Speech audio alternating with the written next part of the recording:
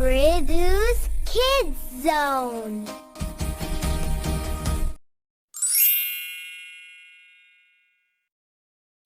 ఒకప్పుడు అడవికి సమీపంలోని ఒక గ్రామంలో ఒక రైతు జీవించేవాడు. అతనికి ఒక పెద్ద తోట ఉండేది. అందులో ఒక పాత యాపిల్ చెట్టు, ఇతర మొక్కలు మరియు అందమైన పుష్పాలు ఉండేవి.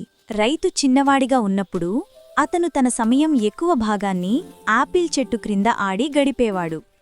ఆ రోజుల్లో ఆ యాపిల్ చెట్టు అతనికి చాలా యాపిళ్లను ఇచ్చేది. కాని కాలం గడిచే కొద్దీ ఆ యాపిల్ చెట్టు వృద్ధంగా మారి పండ్లు ఇవ్వడం ఆపింది. ఇప్పుడు రైతుకు ఆ చెట్టులో నుంచి ఏ యాపిల్ కూడా రావడం లేదు. అందుచేత చెట్టును నరికి దాని కలపతో కొత్త ఫర్నిచర్ తయారు చేయాలని అతను నిర్ణయించాడు. చిన్నప్పుడు ఆ చెట్టు క్రింద ఆడినది, దాని యాపిళ్లు తిని ఆనందించినది అతనికి పూర్తిగా మర్చిపోయాడు. అది పాతదైనా అది కుందేళ్లు, పిచ్చుకలు మరియు అనేక రకాల పక్షులు, పురుగులకు ఒక ఇంటిగా ఉండేది. రైతు గొడ్డలిని తీసుకుని చెట్టును నరకడం ప్రారంభించగానే అన్ని చిన్న జంతువులు పరుగెత్తుకుంటూ వచ్చి చెట్టును నరకవద్దని అతనిని వేడుకున్నాయి.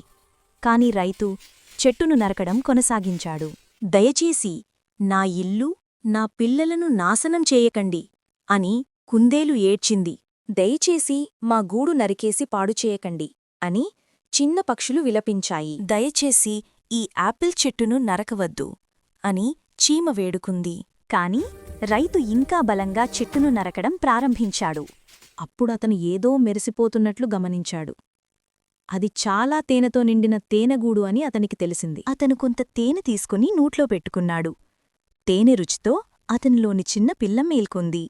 ఆ సమయంలో అతని చిన్ననాటి జ్ఞాపకాలన్నీ వరదలా అతని మనసులోకి వెళ్ళివచ్చాయి. రైతు మనసులో జరిగిన మార్పును గుర్తించిన చిన్న జంతువులు అతనితో మాట్లాడాయి. తేనెటీగ చెప్పింది, నేను ఎప్పుడూ నీకు తీయని తేనెను ఇస్తూనే ఉంటాను. కుందేలు చెప్పింది, మీకు ఎంత కావాలంటే అంత గింజలను నేను పంచుకుని ఇస్తాను. మీకు ఎన్ని పాటలు కావాలన్నా అంత పాటలను మేము పాడుతాం అని చిన్న పక్షులు చెప్పాయి. చివరికి రైతు తన తప్పును గుర్తించి గొడ్డలిని క్రింద పెట్టాడు.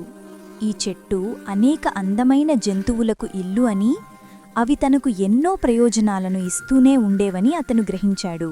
తాను ఆస్వాదించిన బాల్యాన్ని తన చిన్న కుమారుడు అనుభవించాలని అతను కోరుకున్నాడు. ఇప్పటి నుండి ఈ చెట్టును ఎప్పటికీ నరుకను అని నేను వాగ్దానం చేస్తున్నాను. నా తప్పును నేను గ్రహించాను. ఇక మీదట మీరు అందరూ శాంతిగా, ఐక్యతతో జీవించవచ్చు.